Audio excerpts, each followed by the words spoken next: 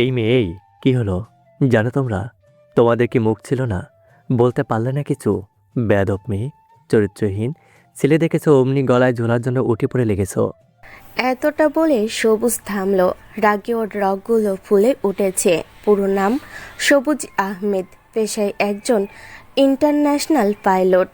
কাজের মাঝে 5 দিনের ছুটি পেয়ে বন্ধুদের সাথে ঘুরতে এসেছিল পাহাড়ে। কিন্তু এরই মাঝে ঘটে গেল অনাকাঙ্ক্ষিত ঘটনা। ওর পাশে দাঁড়িয়ে থাকা বন্ধুরা বেশ বিরক্ত, কিন্তু সবুজের কথা শেষ হতে না হতেই পরিস্থিতি 180 ডিগ্রি ঘুরে গেল। সবুজের সামনে থাকা মেয়েটা হঠাৎ তার কোমরে গুজে রাখা একটা পিস্তল বের করে সরাসরি সবুজের কপালে ঠেকিয়ে দিল। ধাতব স্পর্শে সবুজের শরীরে রক্ত যেন মুহূর্তেই হিম হয়ে গেল। পাশে থাকা বন্ধুরা চমকে এক পা পিছিয়ে গেল। সবুজ শুকনো ঢোক গিলে কাঁপা কাঁপা গলেই বলল, শোনো না, তোমার নাম কি? মানে একটু আগেই না আমার সাথে তোমার বিয়ে হলো? এত তাড়াতাড়ি আমাকে মেরে বিধবা হওয়ার শখ হচ্ছে কেন বউ? মেয়েটা একদম গম্ভীর, তার চোখে ভয়ের লেশ মাত্র নেই। সে শীতল কণ্ঠে উত্তর দিল, এই পরিস্থিতি থেকে আমি সহজে বের হয়ে যেতে পারতাম, কিন্তু আমার সাথে এই মেয়েগুলো ছিল। আমার একার পক্ষে সম্ভব ছিল না সবাইকে একসাথে বাঁচানো, তাই ওদের কথা মেনে নিয়েছি। এই মেয়ে দুটোকে দেখছেন না? অনাথ ওরা, আশ্রমে থাকে। আমাকে ভরসা করে আমার সাথে এখানে এসেছিল, তাই তাদের ফেলে এখান থেকে পালিয়ে নিজেকে নিমহারাম প্রমাণ আমি দিতে পারতাম না।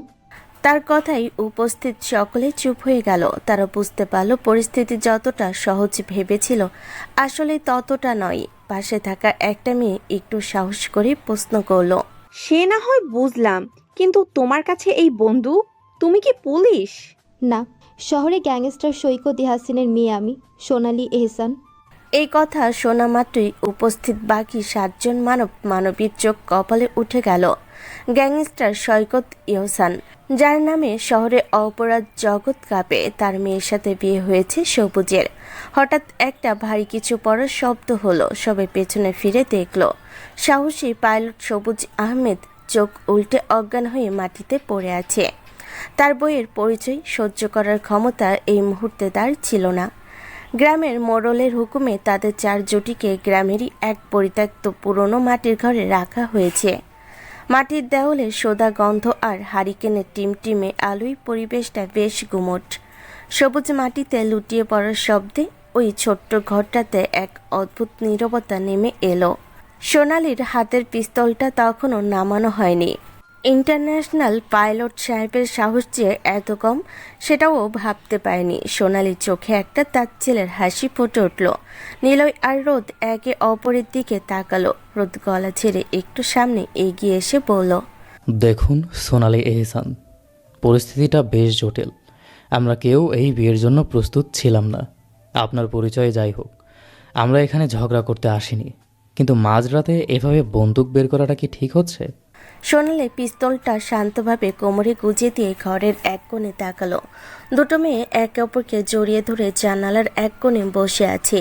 শান্ত চোখ জোড়া উপচে নোনা জল গড়িয়ে পড়ছে। সোনালি মেয়ে দুটোর মাথায় হাত রেখে খুব নরম গলায় বলল, ভয় পেও না মেয়ে, আজ থেকে তোমাদের দায়িত্ব আমার। তোমাদেরকেও অনাথ বলে অপমান করার সাহস পাবে না। এই 4 জন রাজপুত্রের দৌড় কতখানি তা আমার দেখা হয়ে গেছে। পাশে দাঁড়িয়ে থাকা নিলয় চৌধুরী এতক্ষণ চুপচাপ সব দেখছিল। সে একজন নেভি অফিসার, 6 মাস পর ছুটি পেয়েছিল বলে বন্ধুদের সাথে মাইন্ড ফ্রেশ করার জন্য ঘুরতে এসেছিল। কিন্তু এইভাবে ফেসে যাবে তা জানলে জবজবে হয়তো সমুদ্র থেকে ফিরত না। সে নিচু স্বরে বলল, এখন এই মাঝরাতে পাহাড়ি গ্রাম থেকে বের হওয়া যাবে না।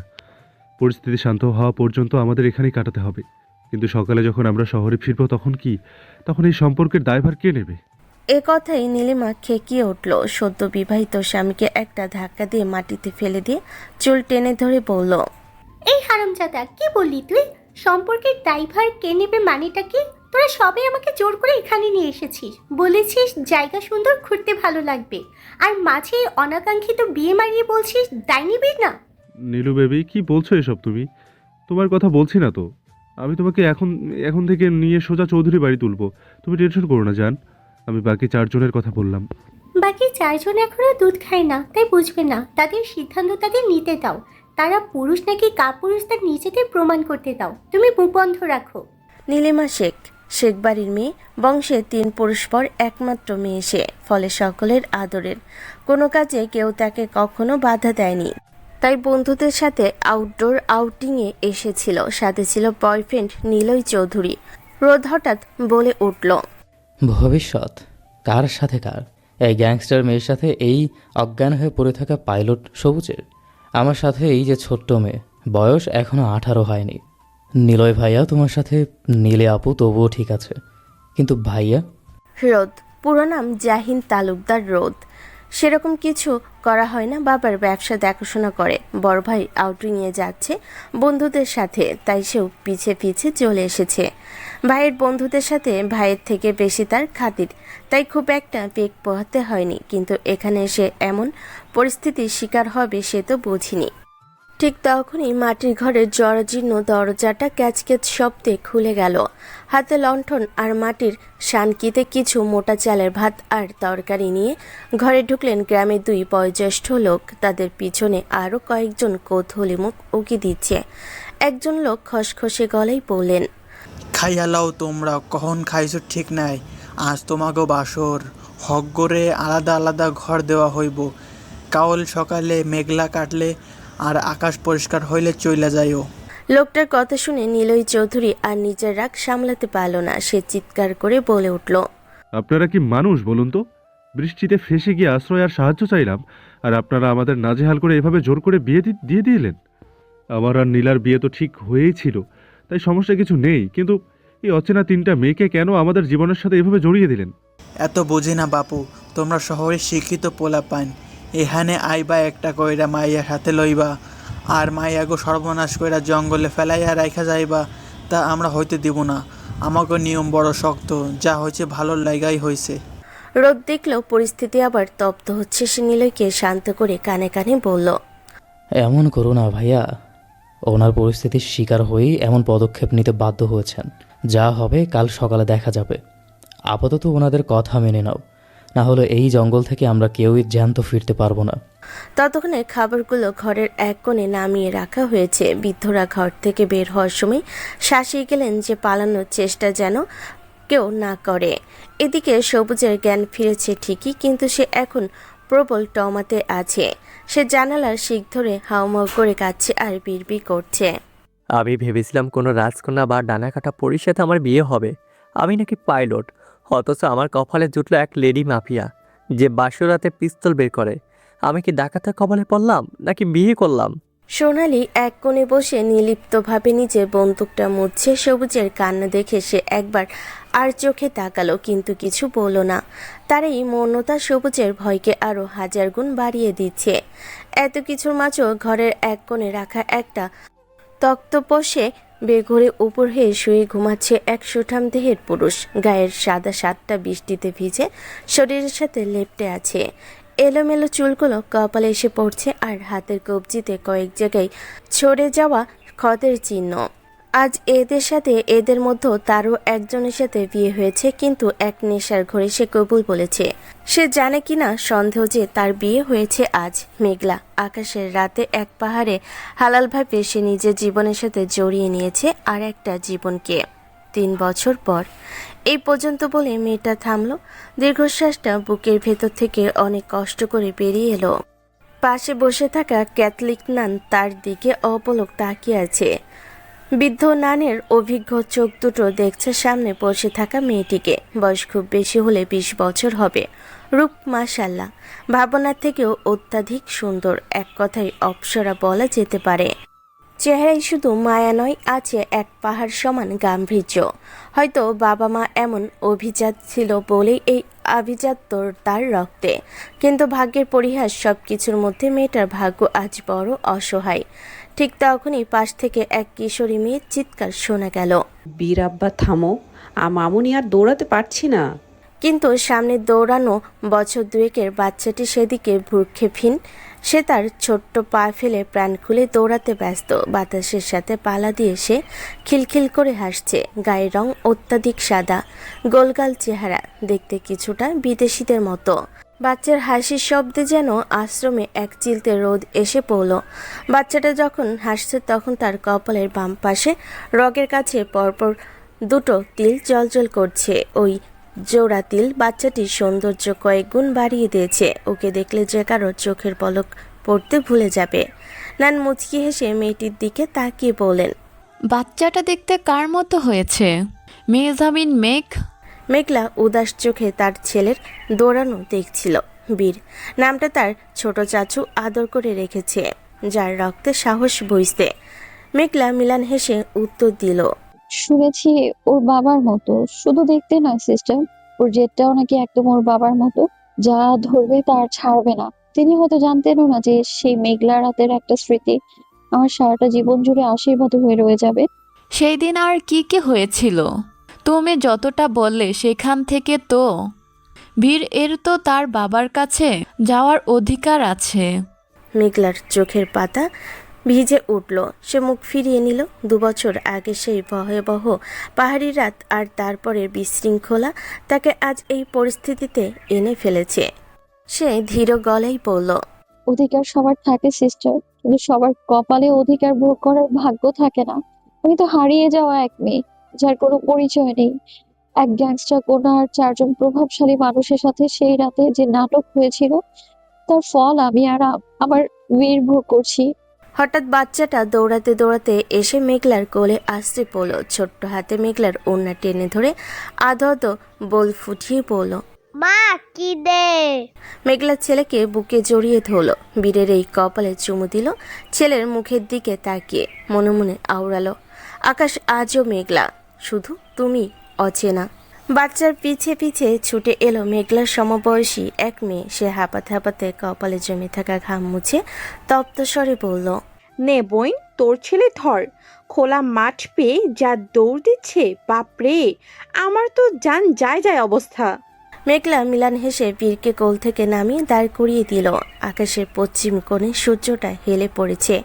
গোধূলির মিলান আলোয় চারপাশটা রহস্যময় দেখাচ্ছে। মেঘলা ধীর গলায় পড়ল, চলো উঠি এবার, সন্ধ্যা হয়ে এলো। তারপর নানের দিকে তাকিয়ে বিনীতভাবে বলল, আজ তবে আসি সিস্টার, পরে কোনো এক সময় এসে বাকি গল্প শোনাবো।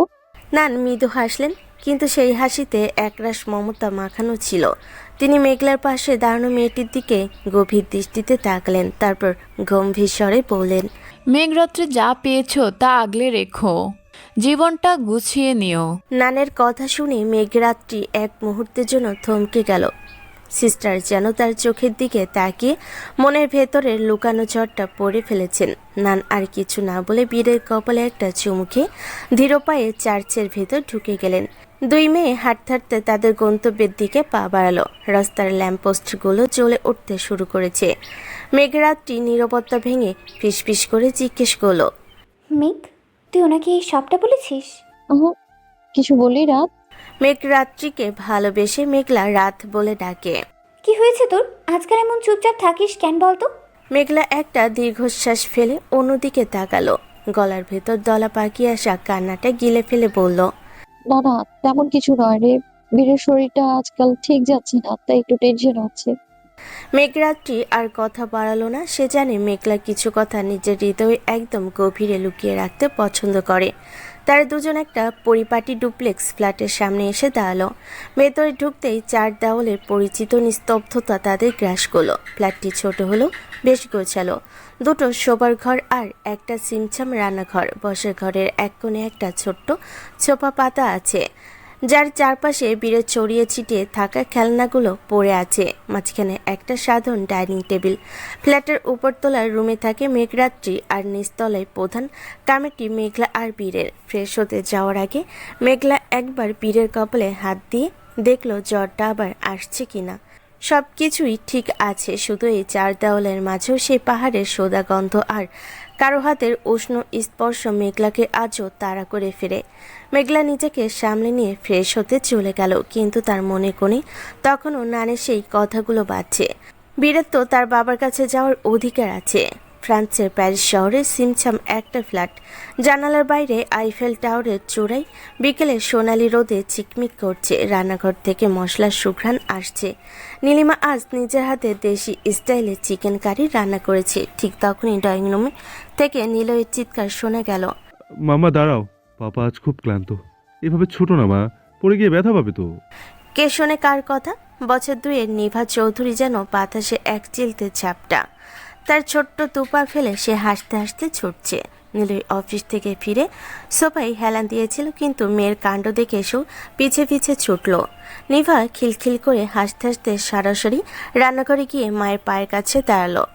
নীলিমা হাসি মুখে নিচু হয়ে ঘামে ভেজা নিভাকে কোলে তুলে নিল। ঠিক তার পেছন পেছন হাঁপাতে হাঁপাতে নীলই এসে দাঁড়ালো।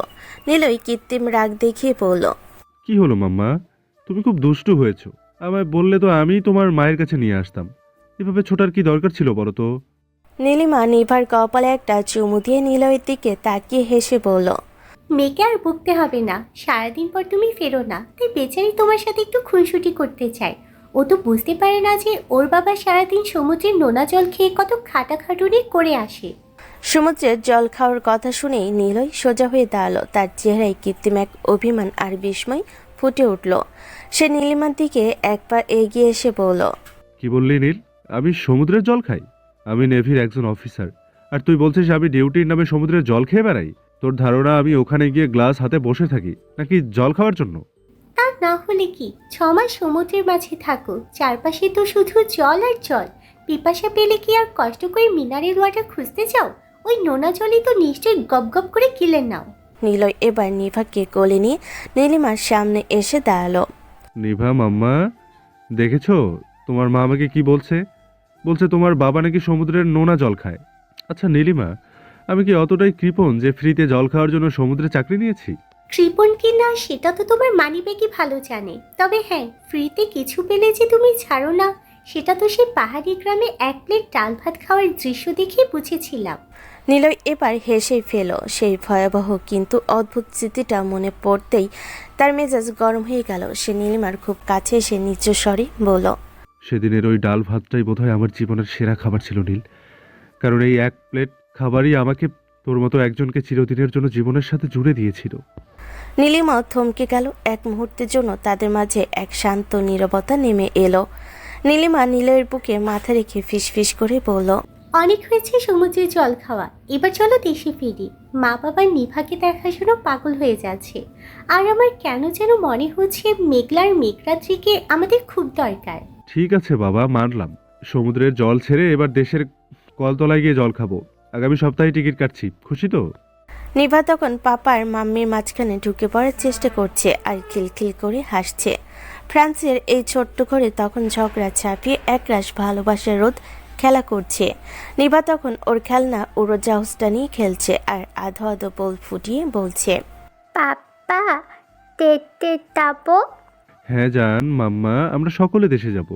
নীলয় আর নীলিমা একে অপরের দিকে তাকিয়ে হাসলো। 4 দেওয়ালের এই ছোট্ট ফ্রান্সেও যেন তখন এক টুকরো তাদের নিজের দেশের শহর আর এক ঝাঁক স্মৃতির মেঘ এসে হানা দিল। অভিজাত এক ড্রয়িং রুমে এখন রীতিমতো রণক্ষেত্র চলছে। আমি আর পারছি না, আমি ইস্তফা দেব।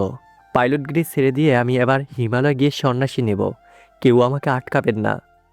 সবুজ আহমেদ সোফায় বসে নিজের চুল নিজেই টান দিচ্ছে। পরনে দামি শার্ট প্যান্ট হলো, চেহারায় সেই 3 বছর আগে সেই ভয়ত ছাপটা যেন আজও লেগে আছে। ঠিক তার সামনে সোফায় পা তুলে বসে আছে সোনালি ইহসান। তবে তার পরনে এখন আর সেই মাফিয়া ভাবের পোশাক নেই। আছে সিল্কের কালো শাড়ি আর চোখে সেই চিরচেনা শীতল গাম্ভীর্য। হাতে কোনো পিস্তল নেই, তার বদলে সে একটা আপেল কাটছে দক্ষ হাতে। সন্ন্যাস নেবেন? আপনার কি মনে হয় আমার বাবার লোক আপনাকে হিমালয়ের গুহায় খুঁজে পাবে না? তার চেয়ে বরং চুপচাপ আপেলটা খান। আপেল নয়, আপনি আমাকে বিষ খাইয়ে দিন সোনালি ম্যাডাম।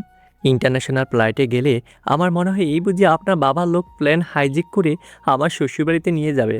আমার বন্ধুরা সবাই কত শান্তিতে আছে। নীলত ফ্রান্সে গিয়ে নিভা মাম্মাকে নিয়ে মজা করছে।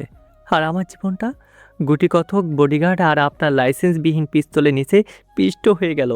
সোনালি আপেলের এক টুকরো সবুজের মুখের সামনে ধরল। সবুজের কান্না নিমেষেই থেমে গেল। সে ভয়ে ভয়ে আপেলটা মুখে নিয়ে বিপি করলো। বিয়ে করেছিস তো করেছিস সবুজ, একদম বাঘের কাছে ঢুকেছিস। সোনালি একটা দীর্ঘশ্বাস ফেলে জানালা দিয়ে বাইরের মেঘলা আকাশের দিকে তাকালো। তার চোখে এক মুহূর্তের জন্য বিষণ্ণতা খেলে গেল। সে ধীর গলায় বলল, সবাই ভালো নেই সবুজ আহমেদ। মেঘলার মেঘরাত্রি কোথায় আছে আপনি কি জানেন? 3 বছর ধরে আমার বাবা লোক লাগিয়ে ওদের খুঁজে পাননি। ওই রাতের পর থেকে আপনার বন্ধুর কোনো খবর নেই।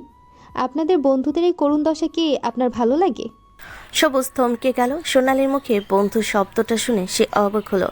সে জানে এই গম্ভীর মেয়েটার ভেতরেও একটা মন আছে। সে নিচু স্বরে বলল, নীলয় ফিরছে আগামী সপ্তাহে। ও ফোন করেছিল। ও চায় আমরা সবাই যেন আবার এক হই। অন্তত ওই অনাথ মেয়ে দুটোর কি হলো তা জানার জন্য হলো। নিলয়কে আসতে বলুন। আকাশ অনেক দিন ধরে মেঘলা হয়ে আছে সবুজ। এবার ছড়িয়ে দেওয়ার সময় এসেছে। আমি আমার নিজের পরিচয় বাঁচতে চাই, বাবার গ্যাংস্টার পরিচয় নয়। সবুজ ট্যাপ ট্যাপ করে সোনালির দিকে তাকিয়ে রইল। তার মনে হলো আজ 3 বছর পর সে যেন তার বউকে একটু চিনতে পারছে। সে দিন রাতের কথা মনে পড়ল সবুজের। সোনালির পোশাকের কথা মনে হতে সে শুকনো ঢোক গিল। সে পাহাড়ি ঝড়ের রাতে সোনালির পরনে ছিল কুচকুচে কালো রঙের একটা ওভারসাইজড হুডি, যার চেনটা বুক পর্যন্ত নামানো। হুডির নিচ দিয়ে উকি দিচ্ছিল কালো রঙের একটা ফিটিং হাইনেক ইনার। তার পরনে ছিল ডার্ক কার্বন রঙের লেদার প্যান্ট, যা তার সুঠাম গড়নের সাথে একদম মিশে আছে। পায়ে হাঁটু পর্যন্ত লম্বা কুচকুচে চামড়ার হাইরাইজ বুট জুতো। সোনালির কোমরের বেল্টের সাথে চামড়ার একটা হোলিস্টার আটকানো, যেখানে সযত্নে রাখা আছে তার সেই রূপালি রঙের ঘাতক পিস্তলটা। বৃষ্টির ছাটে ভিজে হুডির টুপিটা তার মাথার উপর আলগাভাবে পড়ে আছে। সেখান থেকে কয়েক গোছা ভেজা চুল তার ফর্সা কপালে লেপ্টে আছে। এই পোশাকে তাকে সাধারণ কোনো মেয়ে নয়, বরং এক দুর্ধর্ষ লেডি মাফিয়া মনে হচ্ছিল, যার চোখের শীতল চাহনি পিস্তলের বুলেটের চেয়েও বেশি ভয়ঙ্কর।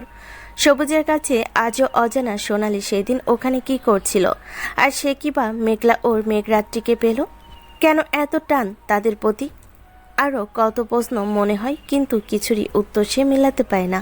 সবুজ জানালাতে বাইরে ধূসর আকাশের দিকে তাকিয়ে একটা দীর্ঘশ্বাস ফেল।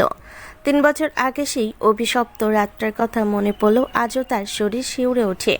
সেই পাহাড়ি ধস, বৃষ্টির ঝাপটা আর 4 জুটির জন্য নির্ধারিত গ্রামে সেই 4টে আলাদা ঘর। সব কিছু যেন একটা গোলক ধাঁধা। সকালে যখন বৃষ্টি থামলো তখন দেখা গেল এক রহস্যময় শূন্যতা। গ্রামে সেই জরাজীর্ণ ঘরগুলোর কয়েকটা ধসে পড়েছে, আর সাথে হারিয়ে গেছে 3টে তাজা প্রাণ। না, মৃত্যু নয়, এটা নিখোঁজ। মেঘলা নেই, মেঘরাত্রি নেই, এমনকি সে নেই। তারা কি পাহাড়ের খাদে তলিয়ে গেল, নাকি অন্ধকারের কোনো শক্তি তাদের সরিয়ে ফেল? কেউ জানে না। সবুজ মনে মনে ভাবল, আমরা সবাই তো অন্তত নিজের আসল মানুষটিকে পাশে পেয়েছিলাম, কিন্তু ওই 3 জনে কি হলো? মেঘলার মেঘরাত্রিকে কি মাটির দেওয়ালে গিলে খেলো? আর ওই যে ব্যক্তিটি, যার অস্তিত্ব সেই রাতে এক ভয়াবহ মোড় এনে দিয়েছিল, সেই বা কোথায়? আমি শুধু জানি সে বেঁচে আছে। সবুজ কফির কাপে একটা শেষ চুমুক দিয়ে ভাবল, সেই মানুষটা হয়তো ফিরবে, কিন্তু আগের মতো থাকবে নাকি বদলে যাবে। আমাদের মাঝে থাকা একজন তার খবর জানে, অথচ এক অদ্ভুত ব্যাপার, সে মুখ খোলে না। যেন ওই মানুষটার নাম মুখে নিলেই পারে সেই পুরনো অভিশাপ আবার আমাদের গ্রাস করে নিবে। সবুজের ওই গভীর ভাবনার মাঝে দরজার সোনালি এসে দাঁড়ালো। তার পরনে সেই পরিচিত কালো পোশাক, চোখে শীতল গাম্ভীর্য। সোনালি ধীর গলায় বলল, নিলয় এয়ারপোর্ট থেকে সোজা এখানে আসতে চাইছে সবুজ, তৈরি হয়ে নিন। 3 বছর ধরে যে মানুষটা সবার থেকে আড়ালে আছে, হয়তো তার খবর পাওয়া যাবে। যে অন্ধকার ওই 3 জনকে গ্রাস করেছিল, তার রহস্য এবার আমাদেরই ভেদ করতে হবে। সবুজ ঢোক গিল। নীলই ফিরেছে। হয়তো এবার সব মেঘ কাটবে। হয়তো জানা যাবে সেই রাতে আলাদা আলাদা রুমের বন্ধ দরজার ওপাশে আসলে ঠিক কী ঘটেছিল, আর কেন সেই মানুষটা আজও ছায়ের মতো সবার চোখের আড়ালে নিজেকে লুকিয়ে রেখেছে। ছোট মা, আমার ভাইয়া কবে আসবে? সে কতদিন আগেই কিছু না বলে কোথায় হারিয়ে গেল। আর কি আসবে না? মা, ছোট আপুর মতো কি রাগ করে চলে গেছে ভাইয়া? নিষ্পাপ ছোট্ট মেয়ের এমন প্রশ্নে রানী বেগমের বুকটা মোচড় দিয়ে উঠল। তিনি দ্রুত আগলে নিলেন ছোট্ট বাচ্চাটাকে। মিলান হেসে বলেন, এইসব কি কথা চাঁদ? আকাশ অবশ্যই আসবে, তোমার জন্য চকলেট নিয়ে আসবে, আদর করবে, বুঝলে চাচ্ছ না? মায়ের কথা শেষ হতে না হতেই পাশ থেকে জ্যোৎস্না বলে উঠল, আকাশ ফিরবে মা, সে আমার জন্য, আমার হয়ে ফিরবে। মেয়ের এমন কথা শুনে রানী বেগম রেগে গিয়ে গর্জে উঠলেন, এসব কি ধরনের বেয়াদবি জ্যোৎস্না? তোমায় কতবার বলেছি আকাশ তোমার বড় ভাই হয়, নাম ধরে ডাকবে না? এক কথা কি কানে চায় না তোমার? মায়ের কথায় জ্যোৎস্না এবার খেকিয়ে উঠল। চোখে তার জেদের আগুন। সে চিৎকার করে বলল, না, মানি না, আমি আকাশকে আমি ভাইয়া মানি না। এই ইশরাক তালুকদার আকাশ আমার ভাই নয়, সে আমার ভালোবাসা। আমি ভালোবাসি তাকে, আমি পাগল, আমি দেওয়ানা তার জন্য, সে শুধু আমার। বাকি কথা বলার আগেই সপাটে একটা শক্ত হাতে থাপ্পড় পড়ল জ্যোৎস্নার গালে। থাপ্পড়ের চোটে জ্যোৎস্না কয়েক কদম পিছিয়ে গেল। ছলো ছলো নয়নে সে তাকিয়ে দেখলো সামনের মানুষটাকে। দাঁতে দাঁত চেপে রাগ নিয়ন্ত্রণ করার চেষ্টা করছে রোদ। তার শান্ত চোখে এখন আগ্নেয়গিরি। রোদ ধমক দিয়ে বলল, অভদ্র মেয়ে, বাপের মতো চরিত্রহীন হচ্ছিস বুঝি? বেয়াদব! এই একই কথা দিনে 70 বার শুনি তোর থেকে। বড় ভাইকে কুনজরে দেখা। শোন জ্যোৎস্না, তোকে মেরে বিনা কাফনে দাফন করে দেব, তবু এই বংশের অসম্মানের বোঝা আর বইতে পারবো না। শান্ত ভাইয়ের মুখে এমন কঠিন কথা শুনে জ্যোৎস্না ফুপিয়ে কেঁদে উঠল। ঠিক তখনই সেখানে উপস্থিত হলেন জসিম তালুকদার। তিনি জ্যোৎস্নার মাথায় হাত রাখলেন। বড় আব্বার স্পর্শ পেয়ে সে কান্নার বাঁধ ভেঙে ফেলল। সে অভিযোগের সুরে বলল, বড় আব্বা, ভালোবাসা কি পাপ? কেন কেউ বুঝে না আমাকে? সে কেন না বুঝে দূরে আছে? কেন সে বাড়ি আসে না? জসিম তালুকদার কোনো উত্তর দিলেন না। তার দৃষ্টি চলে গেল বাইরে মেঘলা আকাশের দিকে। এই তালুকদার বাড়ির দেওয়ালে দেওয়ালে যে রহস্য আর নিষিদ্ধ সম্পর্কের বিষবাষ্প জমেছে, তা হয়তো একদিন ঝড় হয়ে আসতে পড়বে। জ্যোৎস্নার কান্নায় তালুকদার বাড়ির কুমোট পরিবেশটা যেন ভারী হয়ে উঠল। জসিম তালুকদার নির্বাক হয়ে জ্যোৎস্নার মাথায় হাত বুলিয়ে দিলেন। তার চোখে মুখে ক্লান্তি আর অপারগতা। রোদ সেই থাপ্পড়ের ঘটনার পর আর এক মুহূর্ত সেখানে দাঁড়ালো না। সোজা নিজের ঘরে গিয়ে ধপ করে দরজা বন্ধ করে দিল। ঘরটা অন্ধকার, পর্দাগুলো টানা। বাইরে সকালের আলো আসলেও ঘরের ভেতর যেন এক অনন্ত রাতের মতো। রোদ আলমারির গোপন ড্রয়ার থেকে একটা পুরনো কন্যাছেঁড়া ছবি বের করলো। 3 বছর আগের ছবি। পার সেই ঝড়ের রাতের ঠিক আগের দিনের ছবিতে সবুজ নীলই রোদ হাসছে, কিন্তু রোদের আঙ্গুল গিয়ে পড়ল ছবির এক কোণে দাঁড়িয়ে থাকা এক অবয়ের উপর, যার মুখটা জ্বলন্ত সিগারেট ধরা, পড়ে যাওয়া কালচে ঠোঁট, সুটাম দেহ, ধূসর চোখের মণি, যেন অনুভূতি শূন্য মরুভূমির মরিচিকার মতো কাঙ্ক্ষিত। রোদ বিড়বিড় করে উঠল, ভাইয়া, তুমি কি আসলে পালাচ্ছ? তুমি কি সবার জন্য মৃত? কিন্তু কেন? ওই রাতে কি এমন ঘটেছিল যে তুমি পালিয়ে গেলে? সব তো বৈধ ছিল, তবুও কেন নিজেকে অপরাধী ভাবলে ভাইয়া? ঠিক তখনই রোদের ফোনটা কেঁপে উঠল। International call. স্ক্রিনে নিলয়ের নাম ভেসে উঠেছে। রোদ একটা গভীর শ্বাস নিয়ে ফোনটা ধরল। হ্যালো রোদ, আমি নিলয় বলছি। হ্যাঁ ভাইয়া, বলো, কেমন আছো? নীলিমা আপু আর নিভা মাম্মা কেমন আছে? রোদ নিজের গলার স্বর স্বাভাবিক রাখার আপ্রাণ চেষ্টা করলো, কিন্তু কোথাও যেন খুব ব্যথা হচ্ছে। স্বাভাবিক থাকতে পারছে না। আমরা ভালো আছি। আগামী সপ্তাহে দেশে ফিরছি রোদ। সবুজের সাথে কথা হয়েছে। 3 বছর ধরে ওই রাতের রহস্যটা আমাদের তাড়া করে বেড়াচ্ছে। কি হয়েছিল ওই রাতে যে 3টে মানুষ হারিয়ে গেল? রোদ, আকাশের কোনো খবর কি তুই পেয়েছিস? রোদের কপালে বিন্দু বিন্দু ঘাম জমতে শুরু করলো। সে জানে আকাশ কোথায়, সে জানে আকাশ কোন নরকে বাস করছে, কিন্তু সে মুখ খুলতে পারছে না। না ভাইয়া, ওর কোনো খোঁজ নেই। ও তো সেই থাকে। মিথ্যে বলিস না রোদ, তোর গলার স্বর বলে দিচ্ছে তুই কিছু লুকাচ্ছিস। রোদ, আকাশকে ফিরে আসতেই হবে। সব প্রশ্নের উত্তর ওকে দিতেই হবে। ফোনটা কেটে দিয়ে রোদ ধপ করে বিছানায় বসে পড়ল। তার হাতটা কাঁপছে। নীলই ফিরেছে, সোনালি, সবুজ ফিরেছে, কিন্তু যার ফেরার কথা সে কই? সে কেন বঞ্চিত করেছে নিজেকে সবার থেকে? রোদের বুকের ভেতরটা যেন তোলপাড় শুরু করেছে। সে আর ঘরে থাকতে পারল না। দ্রুত পায়ে হেঁটে নিচে নেমে এলো। গ্যারেজ থেকে নিজের গাড়িটা বের করলো রোদ। গাড়ির চাকাগুলো যেন মাটি ফুঁড়ে বের হতে চাইছে, এতটাই গতিতে সে গাড়ি চালাচ্ছে। তার গন্তব্য পরিচিত, কিন্তু মনের ভেতরটা অজানা ভয়ে কাঁপছে। আত্মি, উঠো, কত ঘুম। মেঘরাত্রির চুলে তখন বীরের ছোট্ট হাত। সে কোনোভাবেই ধীরে ধীরে টানছে না, বরং চুলে রীতিমতো দোল খাচ্ছে। আর মেঘরাত্রি, সে যেন কোমায় আচ্ছন্ন, হুঁশ নেই, বেঘরে কম্বল মুড়ি দিয়ে ঘুমোচ্ছে। বীর না পেরে এবার চুলে আরেকটু জোরসে টান দিল। ব্যাস, মেঘরাত্রি চিৎকার করে উঠল, বীরের বাচ্চা! বীর, তুই আমাকে ছাড়বি, না হলে তোকে আজ মাথায় তুলে আছাড় দেব, দেখিস। মেঘরাত্রির এই চিৎকারে ঘরের নীরবতা ভেঙে চৌমার হয়ে গেল। তাদের এই চেঁচামেচি শুনে রান্নাঘর থেকে মেঘলা দৌড়ে এলো, হাতে তখনও খুন্তি। রাত, কি হয়েছে? চিৎকার কেন করছিস? আব্বা, কি করছো তুমি এগুলো? মেঘলা বীরকে কোলে তুলে নিতে নিতে বলল, বীর মেঘলার কোলে গিয়ে খিলখিল করে হেসে উঠল, যেন সে কোনো মহৎ কাজ করে ফেলেছে। দেখেছিস তোর ছেলের কাণ্ড? ভোরবেলায় এসে চুলে এমন টান দিয়েছে যে মনে হলো আজ তো স্ক্যাল্পটাই ছিঁড়ে ফেলবে। মেঘরাত্রি বিরক্তি সুরে বলল। মেঘলা হাসলো, তার সেই মিলান হাসিতে আজ বীরের আগমনে এক চিলতে রোদ এসে পড়েছে। সে বলল, আমার আব্বা তো ভালো করেই ডাকতে চাইছিল, তুই না উঠলে আর কি করবে? তাদের কথার মাঝেই হঠাৎ কলিং বেল বেজে উঠল। মেঘলা আর মেঘরাত্রি দুজনেই চমকে উঠল। এত সকালে কে এলো আবার? জানি না তো, তুই বীরকে ধর, আমি দেখে আসি। মেঘলা বীরকে মেঘরাত্রির কাছে নামিয়ে রেখে দরজার দিকে এগিয়ে গেল। কিন্তু বীর কোথায়? সে কি আর শান্ত হওয়ার পাত্র? মেঘলা দরজা খুলতে যাবে, ঠিক তখনই বীর মেঘরাত্রির ওপর ঝাঁপিয়ে পড়ল, তার চুলের মুঠি ধরে রীতিমতো যুদ্ধ শুরু করে দিল। আরে আরে ছাড়, ছি ছি বীর, ছাড় বলছি। মেঘরাত্রি বীরের হাত থেকে নিজের চুল ছাড়ানোর আপ্রাণ চেষ্টা করতে লাগলো। বীর নাছোড়বান্দা সেই মেঘরাত্রির চুল ছিঁড়ে তাকে মেরে খাটে ফ্ল্যাট করে ফেলে রেখে মেঘলার পিছে পিছে দরজার দিকে ছুটল। এটা একটা ছোট্ট তুফানের মতো। বাবু, দরজা খুলো না। বীর। মেঘলা দরজা লক খোলার চেষ্টা করছে কি আর বীর তার পায়জামা টেনে ধরে আছে, যেন বাইরে কে আছে তাকে আগে দেখতে হবে। বোধহয় ছেলেটা বেশ বিরক্ত, ছোট হওয়ার কারণে। ছোট না হলে সে দরজা খুলতে পারত। কত বড় মনে হতো নিজেকে। মেঘলা দরজাটা খুলতেই দেখলো ওপাশে দাঁড়িয়ে আছে রোদ। তার পরনে একটা নীল শার্ট, চোখে মুখে ক্লান্তির ছাপ থাকলেও ঠোঁটে এক চিলতে হাসি।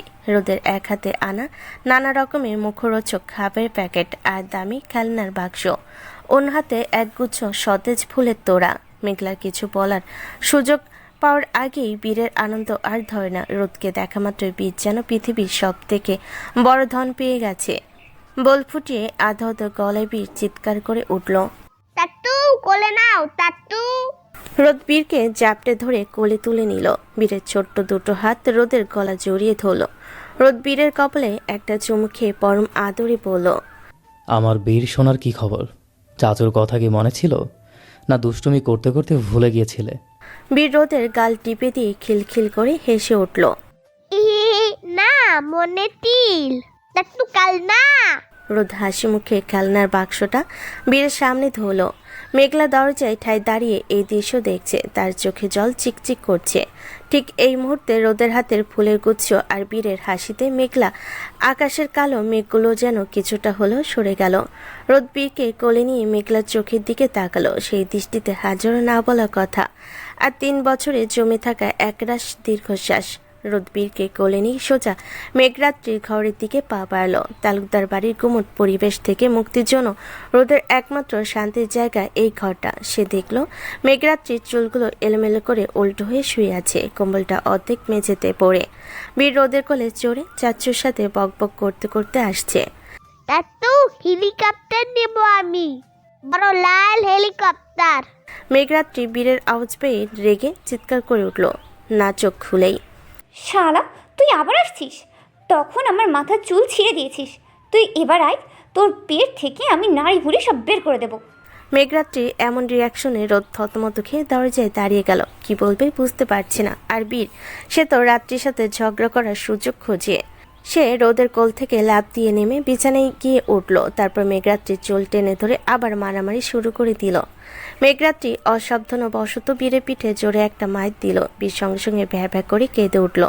রোদ এক মুহূর্ত সময় নষ্ট না করে দৌড়ে গিয়ে বীরকে কোলে তুলে নিল। রাত্রির দিকে তাকিয়ে চড়া গলায় বলল, কি করছো কি তুমি? বাচ্চা মানুষের সাথে কেউ এমন করে? ও খেলছে আর তুমি সিরিয়াসলি ওকে মেরে দিলে? মেঘরাত্রি রোদকে এই মুহূর্তে দেখে অবাক হয়ে পাথর হয়ে গেল। তার কাছে তো ওনা নেই, আবার চুল দেখে মনে হচ্ছে পেতনি। সে তাড়াহুড়ো করে কম্বলের মধ্যে ঢুকে পড়ল। রোদ তার এই কাণ্ড দেখে হেসে ফেলল। এখন কম্বলে লুকিয়ে কি হবে? মারার সময় তো বড্ড তেজ দেখাচ্ছিলে। মেঘরাত্রি কম্বলের ভেতর থেকে ফোপানো গলেই বলল, তুমি তুমি এখানে কি করছো? আর বীরকে তুমি কোলে নিলে কেন? আমি তো ওকে আদর করতে গিয়েছিলাম। আদর? এভাবে কেউ আদর করে? বীর আমার কলিজার টুকরো, ওকে কেউ মারলে আমি সহ্য করব না, সে ওর মা হোক বা তুমি। মেঘরাত্রি কম্বলের নিচ থেকে উকি দিয়ে রোদের মুখের দিকে তাকিয়ে রইল। রোদ হাসি মুখে বীরকে ভোলাতে ব্যস্ত। এদিকে কম্বলের নিচে নিজেকে লুকিয়ে রেখে রাত্রি অপলক তাকিয়ে রইল রোদের দিকে। তার মনে পড়ে গেল সেই বিভীষিকাময় দিনগুলোর কথা। ফ্ল্যাশব্যাক। ওয়াক ওয়াক করে বাথরুম থেকে মেঘলার বমির শব্দ পেতে রাত্রি আর তাদের রুমের অন্য মেয়ে দিয়া আটকে উঠল। তারা দুজনেই দৌড়ে বাথরুমে দরজার কাছে গিয়ে দাঁড়ালো। দেখলো মেঘলা বেসিনের উপর ঝুঁকে পড়ে অনবরত বমি করছে। ইদানিং মেঘলার শরীরটা একদমই ভালো যাচ্ছে না। কয়েকদিন ধরে সে কিছু খেতে পারছে না, যাই খাচ্ছে তাই বমি হয়ে বেরিয়ে আসছে। শরীরটা ফ্যাকাশে হয়ে গেছে। সারাক্ষণ এক অসহ্য দুর্বলতা তাকে ঘিরে ধরেছে। রাত্রি আর দিয়া অতি কষ্টে মেঘলাকে ধরে ধরে ঘরে নিয়ে এলো। বিছানায় সাবধানে বসে রাত্রি উৎকণ্ঠার সাথে জিজ্ঞাসা করলো, মেঘলা, কি হয়েছে রে তোর? শরীরটা এত খারাপ লাগছে কেন? চল ডাক্তারখানায় যাই, ফাইসিদা আন্টিকে বলি। মেঘলা কোনো উত্তর দিতে পারল না, শুধু ক্লান্তিতে চোখ জোড়া বুঝে এলো তার। এই শান্তিনিবিড় অনাথ আশ্রমই তাদের একমাত্র ঠিকানা। মেঘলা যখন মাত্র 2 বছর বয়সের শিশু তখন থেকে সে এই আশ্রমে বড় হচ্ছে। তার কোনো আপনজন নেই, এই আশ্রমই তার সব। আর রাত্রি, মেঘলার বয়স যখন 7, তখন একদিন আশ্রমের গেটের বাইরে একাকী একটি 5 বছরের ছোট্ট মেয়েকে কাঁদতে দেখা গিয়েছিল। আশ্রম কর্তৃপক্ষ তাকে উদ্ধার করে ভেতরে নিয়ে আসে। সেই মেয়েটি হলো রাত্রি। সেদিন রাত্রিকে নাম জিজ্ঞাসা করলে সে কেবল নিজের নামটুকু ছাড়া আর কিছুই বলতে পারেনি। অথচ তার পরনে দামি পোশাক আর আভিজাত্য দেখে পরিষ্কার বোঝা যাচ্ছিল সে কোনো অত্যন্ত ধনাঢ্য পরিবারের মেয়ে। সবাই ভেবেছিল হয়তো শিশুটি মেলায় বা কোথাও হারিয়ে গেছে, নিশ্চয়ই কেউ না কেউ তাকে খুঁজতে আসবে। কিন্তু দিন গেল, মাস গেল, বছর ঘুরে গেল, রাত্রিকে কেউ খুঁজতে কোনোদিন আসেনি। আর রাত্রিও তার নিজের সম্পর্কে নাম ছাড়া আর কোনো তথ্য কোনোদিন কাউকে দেয়নি। রাত্রির উৎকণ্ঠা দেখে মেঘলা নিজেকে সামলে নেওয়ার আপ্রাণ চেষ্টা করলো। ফ্যাকাশে মুখে এক চিলতে হাসি ফুটিয়ে সে বলল, আরে না রে রাত, তেমন কিছু হয়নি। শরীরের উপর দিয়ে একটু ধকল যাচ্ছে, তো তাই এমন লাগছে। চল, সামনে পরীক্ষা, এখন এসব ভেবে সময় নষ্ট করা যাবে না। তাড়াতাড়ি খেয়ে নে, নয়তো ডাইনিং হলের খাবার শেষ হয়ে যাবে। মেঘলা কথাগুলো বলে রাত্রিকে আশ্বস্ত করার চেষ্টা করলো। তার নিজের ভেতরে একটা অজানা আতঙ্ক কাজ করছিল। তারা দুজন মিলে ডাইনিং রুমের দিকে এগিয়ে গেল, কিন্তু ডাইনিং হলের ভিড়ের মধ্যে পা রাখতে চারপাশটা যেন মেঘলার চোখের সামনে দুলতে শুরু করলো। ব্যবসা, খাবারের গন্ধ আর মানুষের কোলাহলে তার দম বন্ধ হয়ে আসছিল। হঠাৎ করে মেঘলা সবার সামনে মাথা ঘুরে মেঝেতে আছাড় খেয়ে পড়ল। চারপাশে হইচই পড়ে গেল। মেঘলা মেঘলা বলে রাত্রি চিৎকার করে উঠল। আশ্রমের বড় মেয়েরা আর দিয়া ধরাধরি করে তাকে ঘরে নিয়ে এলো। খবর পেয়ে দ্রুত আশ্রমের ডাক্তারকে ডাকা হলো। কিছুক্ষণ পর ডাক্তার এলেন। তিনি মেঘলার পালস চেক করলেন। চোখ দেখলেন রুমে তখন আশ্রমের অনেকেই উপস্থিত ছিল। সবার চোখে মুখে দুশ্চিন্তা। ডাক্তার হঠাৎ সোজা হয়ে দাঁড়িয়ে সবার সামনে মেঘলাকে উদ্দেশ্য করে এক অদ্ভুত প্রশ্ন করে বসলেন। তোমার শেষ পিরিয়ডস কবে হয়েছে মনে আছে? ডাক্তারের এমন সরাসরি প্রশ্নে পুরো ঘরে পিনপতন নীরবতা নেমে এলো। মেঘলা যেন বজ্রাহত হলো। আশ্রমের মতো জায়গায় সবার সামনে এমন একটি ব্যক্তিগত ও স্পর্শকাতর প্রশ্নে সে পাথর হয়ে গেল। উপস্থিত অন্যদের চোখে মুখে বিস্ময় আর কানাঘুষা শুরু হলো। মেঘলা মাথা নিচু করে কাঁপা কাঁপা গলায় শুধু এতটুকু বলতে পারল, প্রায় 2 মাস আগে। এই উত্তর শোনা মাত্রই ডাক্তারের চেহারা গম্ভীর হয়ে গেল। তিনি পাশে দাঁড়িয়ে থাকা ফয়জিদা আন্টির দিকে তাকালেন। তাদের দুজনের চোখের ইশারাতে যেন কোনো এক ভয়ঙ্কর সত্য আদান প্রদান হয়ে গেল। ডাক্তার আর কোনো কথা না বলে ব্যাগ গুছিয়ে ঘর থেকে বেরিয়ে গেলেন। ফয়জিদা আন্টি পরিস্থিতি বুঝতে পেরে গলা উঁচিয়ে কঠোর স্বরে বলেন, এখানে জটলা করে লাভ নেই, যার যার কাজ আছে চলে যাও। মেঘলার শরীর খারাপ, ওকে বিশ্রাম নিতে দাও। সবাই এক একে ঘর থেকে বেরিয়ে গেল। রাত্রির জেদ ধরে বসেছিল, কিন্তু ফজিল আন্টি তাকে থামিয়ে দিয়ে বললেন, রাত্রি, তুমিও যাও, আমি মেঘলার সঙ্গে একান্তে কিছু কথা বলতে চাই, এটা জরুরি। রাত্রি অনিচ্ছা সত্ত্বেও মেঘলার হাতটা একবার চেপে ধরে ঘর থেকে বেরিয়ে গেল। ঘরে তখন কেবল ফজিলা আন্টি আর বিধ্বস্ত মেঘলা। মেঘলা বুঝতে পারছিল তার জীবনের আকাশটা এবার সত্যি ঘন কালো মেঘে ঢেকে যেতে শুরু করেছে। ফজিলা আন্টি 2 হাত বুকের ওপর ভাঁজ করে দাঁড়িয়ে শীতল কণ্ঠে বলেন, কার বাচ্চা এটা? কার পাপ পেটে নিয়ে এই আশ্রমে ঢুকেছিস তুই? মেঘলা থতমত খেয়ে গেল। নিজের কানকে বিশ্বাস করতে পারছে না সে তো নিজে কয়েকদিন ধরে যন্ত্রণায় পড়ছিল। স্কুল থেকে ফেরার পথে চুপি চুপি ফার্মেসি থেকে একটা প্রেগন্যান্সি টেস্ট কিট কিনে এনেছিল সে। বাথরুমে লুকিয়ে যখন দেখেছিল সেখানে 2টো লাল দাগ ফুটে উঠেছে, তখনই তার পায়ের তলার মাটি সরে গিয়েছিল। কিন্তু সেই গোপন সত্যিটা আজ এভাবে সবার সামনে চলে আসবে সে ভাবেনি। ফজিল আন্টি তাকে চুপ থাকতে দেখে আরও কঠোর হলেন। দেখো মেঘলা, এটা কোনো লুকানোর বিষয় নয়। তুই যদি এখানে থাকতে চাস তবে এই আপদ বিদায় করতে হবে। কালই আমি ব্যবস্থা করছি, বাচ্চাটা অ্যাবর্শন করে নে। এছাড়া আর কোনো উপায় নেই। আশ্রমে আরও শুয়ে শুয়ে মেয়ে আছে, এই খবর বাইরে গেলে আশ্রমের নাম ডুববে। লোকে বলবে অনাথ আশ্রমের মেয়েরা দুশ্চরিত্রা। আমরা তোদের দিয়ে দেহ ব্যবসা করাই।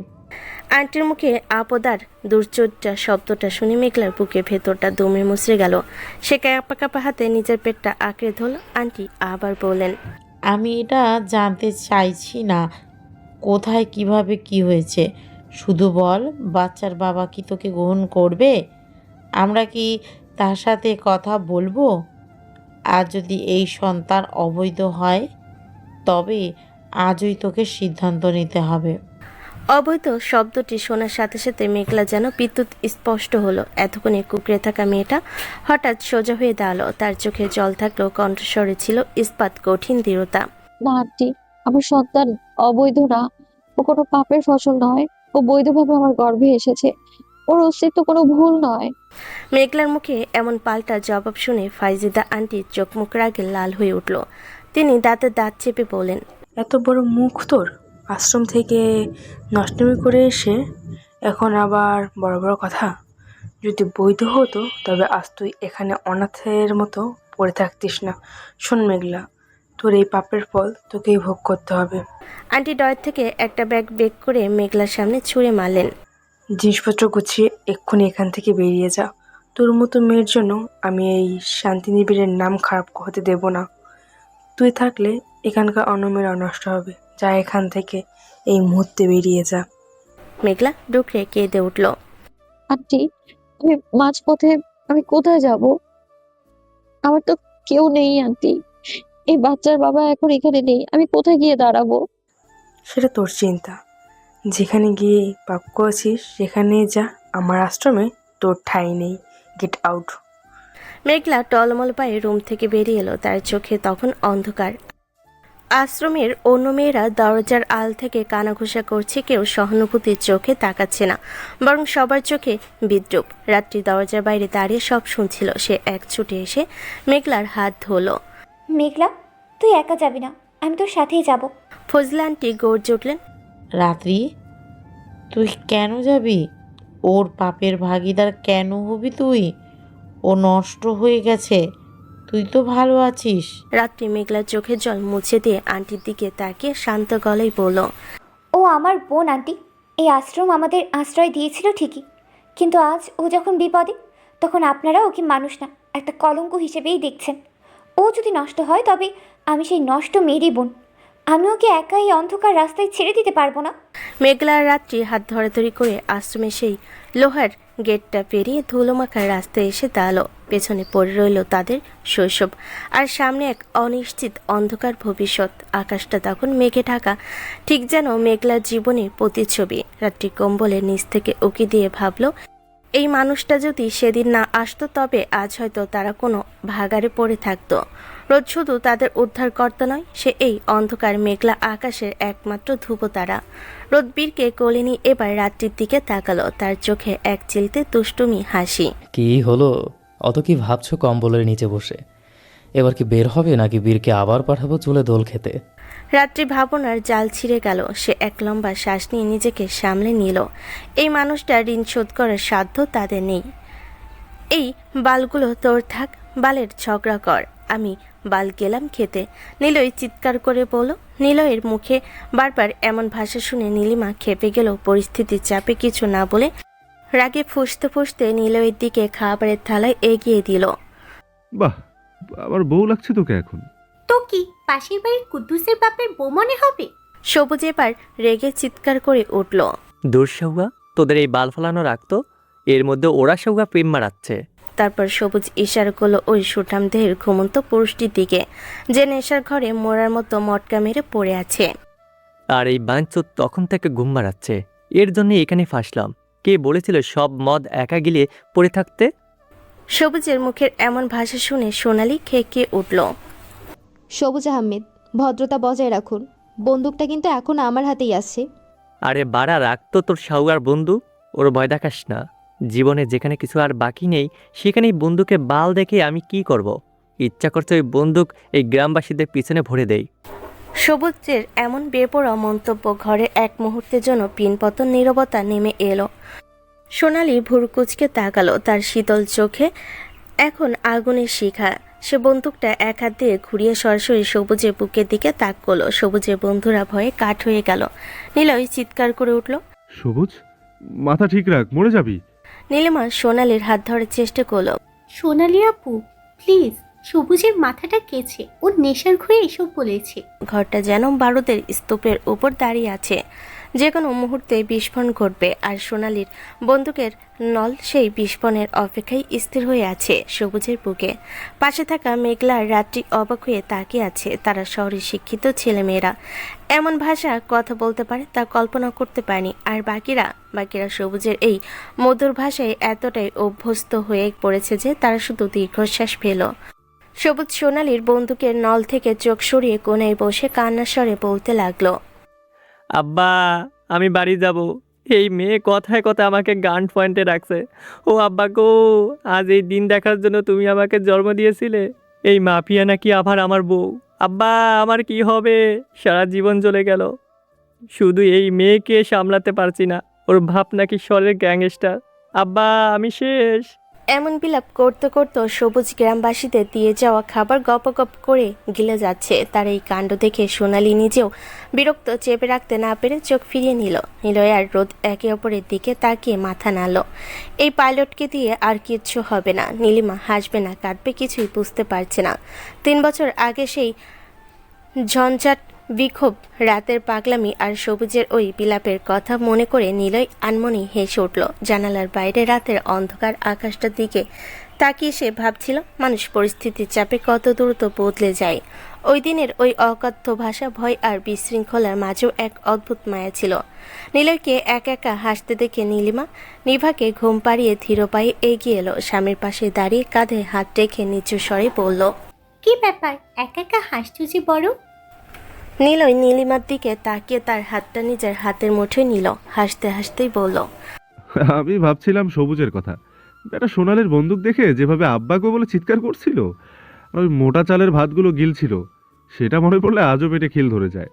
নীলিমা একটা দীর্ঘশ্বাস ফেলে মৃদু হাসলো, তারপর বলল, আসলে ওই রাতটা কি অদ্ভুত ছিল, তাই না? নিলয় এবার নীলিমাকে নিজের দিকে টেনে নিল, একটু দুষ্টুমি করে বলল, আজ 3 বছর হয়ে গেল সেই রাতের ওই বিয়ে। আকাশ আজও কোথায় আছে কেউ জানে না। রোদও কিছু বলছে না। নীলিমার মুখটা একটু গম্ভীর হয়ে গেল। সে নিলয়ের বুকে মাথা রেখে বলল, সবুজ তো দেশে ফিরেছে শুনলাম, রোদও নিশ্চয়ই কোনো না কোনো খবর জানে। নিলয় নীলিমার কপালে একটা চুমু খেয়ে আশ্বস্ত করে বলল, চিন্তা করো না, আগামী সপ্তাহে দেশে ফিরলেই সব জট খুলে যাবে।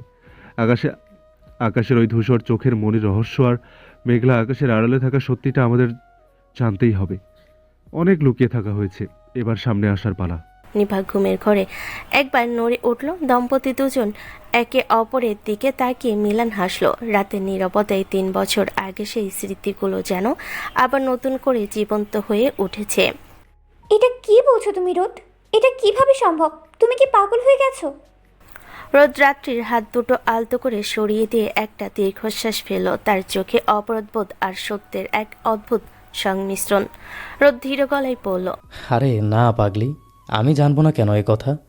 ছোটবেলা থেকে ভাইয়াকে দেখে আসছি, আমি জানবো না এটা? এইটার জন্য ভাইয়ার পার্সোনাল ডাক্তার পর্যন্ত আছে। আমি ওসব বুঝি না, তুমি কি বলছো? তার মানে কি তোমার মনে কোনো সন্দেহ ছিল? আমাদের চরিত্র নিয়ে তুমি প্রশ্ন তুলেছিলে মনে মনে? আরে সন্দেহ, এটা কখন বললাম? তবে সত্যি বলতে প্রথম যেদিন ওই বাচ্চার কথা শুনেছিলাম সেদিন বিশ্বাস করতে পারিনি। এমনকি বিয়ের যতদিন মেঘলা ভাবির পেটে ছিল ততদিনও না। কিন্তু রোদ একটু থামলো। জানালার বাইরে মেঘলা আকাশের দিকে তাকিয়ে আবার বলল, বীর জন্মানোর পর ওর চেহারা দেখে আমি নিজেই আরও এক দফা চমকেছিলাম। হুবহু ভাইয়ার কার্বন কপি। ও যে ভাইয়ার রক্ত সেটা বোঝার জন্য ডিএনএ টেস্ট লাগে না। রাত্রির চোখ দিয়ে এবার জল গড়িয়ে পড়ল। অভিমানে তার গলা বুঝে আসছে। সে ফেটে পড়ে বলল, তার মানে তুমি আমাদের চরিত্রহীন ভাবতে? ভাবতেই যে আমরা মিথ্যে বলছি। এতগুলো বছর তুমি আমাদের সাথে এই লুকোচুরি করছো রোদ। আরে না, তুমি ভুল বুঝছো। একটু ভেবে দেখো রাত্রি, যে মানুষটা এমন একটা সমস্যা আছে, তার পক্ষে এটা কিভাবে সম্ভব? আবার ওই ভোরবেলা ভাইয়াকে যখন দেখেছিলাম, তাকে তো পুরো স্বাভাবিক লাগছিল।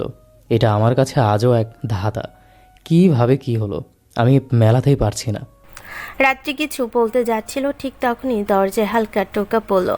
রাত, রোদ ভাইয়া, আমি কি ভেতরে আসতে পারি? মেঘলার গলার আওয়াজ পেয়ে দুজনেই চকিতে সরে দাঁড়ালো। রোদ দ্রুত নিজের শার্টের কলার ঠিক করে নিল আর রাত্রির চোখের জল মুছে স্বাভাবিক হওয়ার চেষ্টা করলো।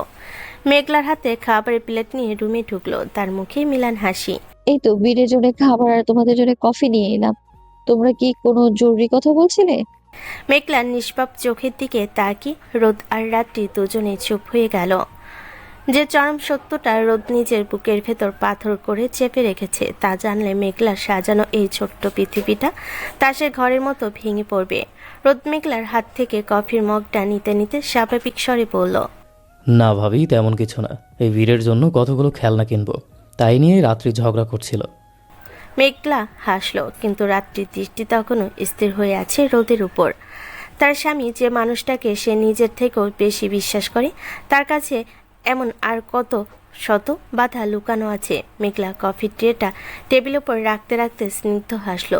রোদের কথার পিঠে সে বলল, খেলনা দিয়ে ঘর বোঝাই করার আর দরকার নেই ভাইয়া। বীরের এত খেলনা হয়েছে যে পা ফেলার জায়গা নেই।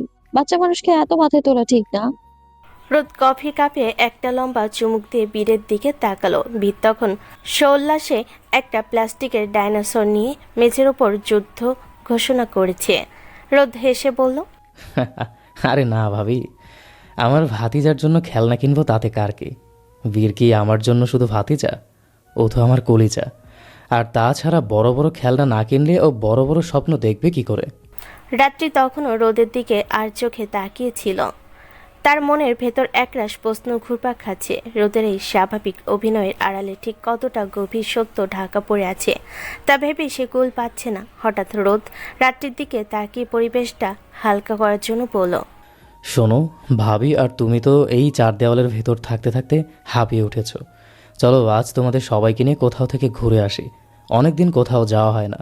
ঘোরের কথা কানে যেতে বিদ্যার ডাইনোসর যুদ্ধ থামে এক লাফে রোদের হাঁটুর কাছে চলে এলো। তার ছোট্ট মুখটা খুশিতে উজ্জ্বল হয়ে উঠেছে। আধাত গলায় সে চিৎকার করে উঠল, খুলতে যাবো টাট্টু, আমরা গুলতে যাবো। রোদ নিচু হয়ে বীরকে কোলে তুলে নিল। বীরের নাকে নিজের নাক ঘষে দিয়ে আদুরে স্বরে বলল, হ্যাঁ বাবা, আমরা আজ অনেক দূর ঘুরতে যাব। বীর কি খাবে, আইসক্রিম নাকি চকলেট? চকলেট আর হেলিকপ্টার দেখবো। ও ভাইয়া, আজ আবার বাইরে যাওয়া কি ঠিক হবে? রাতের শরীরটাও বোধহয় ভালো নেই। রাত্রি এবার নিজেকে সামলে নিল। সে জানে এই মুহূর্তে মেঘলার সামনে কোনো অস্বস্তি তৈরি করা ঠিক হবে না। সে জোর করে মুখে হাসি ফুটিয়ে বলল, না রে মেঘ, আমার শরীর ঠিক আছে। চল না, বীর যখন এত করে বলছে ওরও একটু বাইরের হাওয়া পাওয়া দরকার। আর রোদ যখন জেদ ধরেছে তখন ওকে আটকানো মুশকিল। রোদ রাত্রির চোখের দিকে তাকিয়ে হাসল।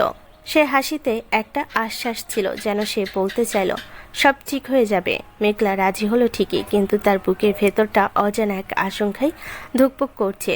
3 বছর আগে এমনই এক মেঘলা দিনে তার জীবন ছারখার হয়ে গিয়েছিল। আজ আবার এই মেঘলা আকাশে রোদের আমন্ত্রণে বাইরে যাওয়াটা কি নতুন কোনো ঝড়ের সংকেত? রোদ বীরকে কাঁধে তুলে নিয়ে দরজার দিকে এগিয়ে গেল। বীরের খিলখিল হাসিতে ঘরটা মুখরিত হয়ে উঠল। রোদ মনে মনে ভাবল, ভাইয়া হয়তো নিজেকে লুকিয়ে রেখেছে, কিন্তু বীরের এই হাসিটা আমি কিছুতেই হারাতে দেব না। সত্য যাই হোক, এই বাচ্চার অধিকার আমি আদায় করেই ছাড়ব। আজিজ মেয়ে পাঠার রুমে। এই পৌরশালী হুঙ্কারে আজিজের শীততারা দিয়ে ভয় একটা ঠান্ডা স্রোত নেমে গেল। সে তোতলামি করে বলল, ভাই আসলে ব্যাপারটা এরকম যে সরি, আজকে আমি কোনো বাঙালি মেয়ে পাইনি। হোয়াট ইডিয়েট, বাঙালি মেয়ে পাসনি মানে? আজিজ ভয়ে প্রায় কেঁদেই ফেল। না মানে ভাই, আপনি যদি বিদেশি চান তো আছে ভাই, প্লিজ মারবেন না আমাকে, মরে যাব। আমি এখনো বিয়ে করিনি ভাই। হোয়াট রাবিশ, কোথায় কোথায় বিয়ে কেন? টেনিস মাসে ঠিক আছে, যা আছে তাই পাঠা। এই কথা বলে লোকটার আগে গর্জন করতে করতে রুমের দিকে চলে গেল। বাইরে দাঁড়িয়ে থাকা আজিজ ভয়ে ঘাম মুছতে মুছতে তাকলো পাশে বসে থাকা এক রমণীর দিকে। লোকটার ক্ষমতার দাপটে এই আলোক জাজিন্ত্রা কম্পমান। আজিজ জানে না এই মানুষটার সমস্যা কি, শুধু জানে সে কোনো সাধারণ মানুষ নয়। আজিজ পাশে বসে থাকা রমণীর দিকে তাকালো, তারপর একটা দীর্ঘশ্বাস ফেলে মেয়েটিকে খুঁটিয়ে দেখতে লাগলো। মেয়েটির পরনে একটা পাতলা ফিনফিনে জর্জেটের শাড়ি, ঠোঁটে গাঢ় লাল লিপস্টিক আর চোখে ভারী মেকআপ। হয়তো কোনো নাইট ক্লাবার থেকে তাকে সরাসরি এখানে নিয়ে আসা হয়েছে। মেয়েটির চোখে মুখে একটা অদ্ভুত নির্লিপ্ততা, যেন এই ধরনের পরিস্থিতি তার কাছে খুবই স্বাভাবিক। আজিজ এক মুহূর্ত মেয়েটির দিকে তাকিয়ে রইল, তারপর বলল, গো ইনসাইড, বস ইজ ওয়েটিং। মেয়েরা কথাটি শুনে যেন ভীষণ খুশি হলো। ঠোঁটে বিজয়ের হাসি ফুটে এসে আবেশে মাখানো ভঙ্গিতে উঠে দাঁড়ালো। শরীর দুলিয়ে দুলিয়ে হেঁটে রুমের দরজার কাছে এগিয়ে দাঁড়ালো, তারপর খুব আলতো করে দরজায় নক করলো, যেন কোনো রোমান্টিক ঢেউয়ের অপেক্ষায় আছে। মেয়েটি দরজায় নক করা মাত্রই ভেতর থেকে শুধুমাত্র এইটুকু আওয়াজই শোনা গেল, কাম ইন। মেয়েটি ভেতরে ঢুকে গেল এবং দরজা বন্ধ হয়ে গেল। ওপাশ থেকে আর কোনো আওয়াজ আসলো না, যেন ঘরের ভেতরটা হঠাৎ করেই কবরের মতো নিস্তব্ধ হয়ে গেছে।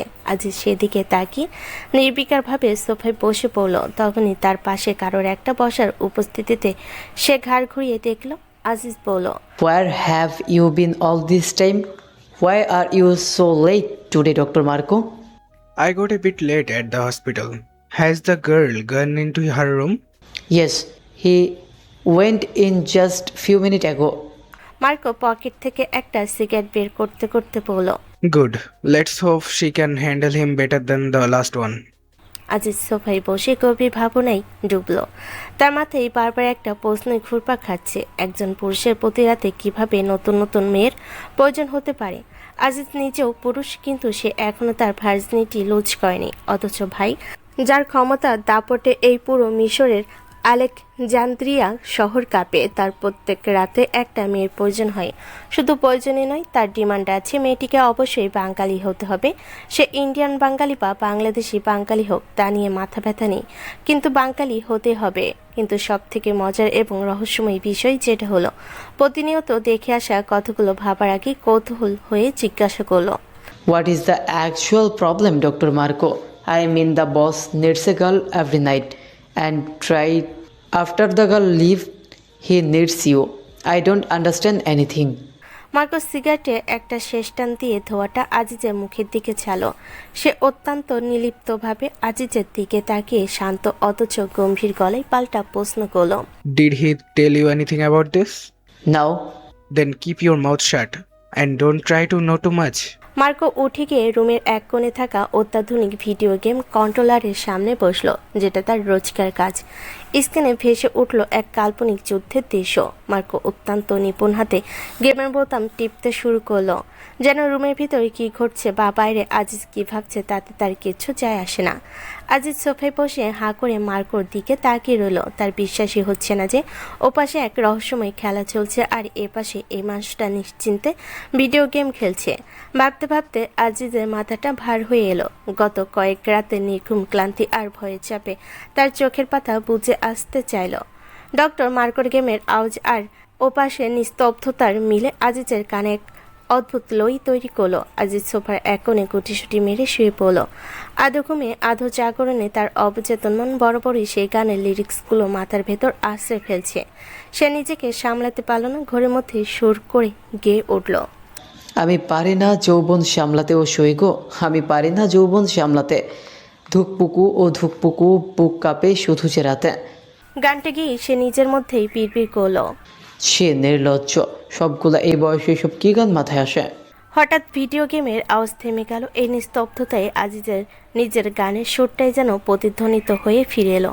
সে চোখ খুলে দেখল ডক্টর মার্কো গেম কন্ট্রোলারের হাতে নিয়ে তীক্ষ্ণ দৃষ্টিতে তার দিকে তাকিয়ে আছে। মার্কোর মুখভঙ্গি দেখে মনে হচ্ছে সে মহাকাশ থেকে আসা এক কোনো অদ্ভুত প্রাণী দেখছে। মার্কো গম্ভীর গলায় জিজ্ঞেস করলো, What the hell are you saying, Aziz? What does that mean? Aziz অপ্রস্তুত হয়ে একটা ক্যাবলা মার্কা হাসি দিল, মাথা চুলকাতে চুলকাতে বলল, আরে তেমন কিছু নয়, ডক্টর মার্কো সাধারণ একটা লোকগীতি, খুব আবেগপ্রবণ, বুঝলেন না? Don't play smart with me. I may not speak Bengali, but I understand it quite well. If I tell your boss what you are singing about youth and restless night, do you have any idea what he will do to you? মার্কোর কথা শুনে আজিজের কলিজা শুকিয়ে পানি হয়ে গেল। ভাইয়ের রাগের কথা ভেবে সে তড়বড় করে উঠে বসলো, দুহাত নেড়ে বলতে শুরু করলো,